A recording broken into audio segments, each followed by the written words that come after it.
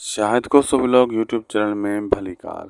दोस्तों अॼु जी बहितरीन अपडेट पंहिंजा वेरी सोप सीरियल जी अचण वारे एपिसोड में छा थींदो छा न थींदो सॼी कहानी ॿुधाईंदासीं हिन नंढड़े वीडियो में। हिन खे आख़िर ताईं ॾिसंदा थी सघे त असांजे हिन यूट्यूब चैनल में ऐं जेका बि नवां दोस्त या पुराणा आया आहिनि उन्हनि खे चवंदो दोस्त लाइक सब्सक्राइब शेयर ज़रूरु करे छॾींदा। दोस्तों पंहिंजा ड्रामो जेको आहे इहो हाणे मेगा सोप सीरियल बणिजी चुको आहे। हाणे इहो बंदि थियण वारे नमूना आहे पियो हलंदो ऐं जो क़िस्तां बि बहितरीन अॻिते ईंदियूं रहंदियूं। ऐं ॿी ॻाल्हि इहा आहे त हाणे जेका करम ख़ान मंसूर अकबर ख़ान इहे टे नवां करेक्टर आया आहिनि इन्हनि जा वाठा बि हिननि सां गॾु आहिनि। त चोथों चाकर ख़ान जो ग्रुप आहे यानी इहो ज़बरदस्त ड्रामो थी वियो। हाणे हिकिड़ा जाबर जो साथ ॾींदो ऐं हिकिड़ो जेको आहे सिकू जो साथ ॾींदो, हिकिड़ा जेका आहिनि चाकर ख़ान जो साथ ॾींदा जीअं मंसूर ख़ान वारा थी विया।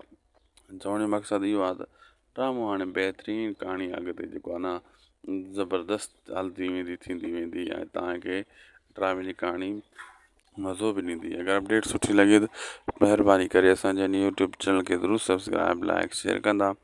हीअ तव्हांजो पंहिंजो चैनल आहे शाहिद कोसो ब्लॉग यूट्यूब चैनल। मिलंदासीं कंहिं ॿिए वीडियो में तेसीं ताईं ॾींदा इजाज़त। अल्लाह हाफ़िज़।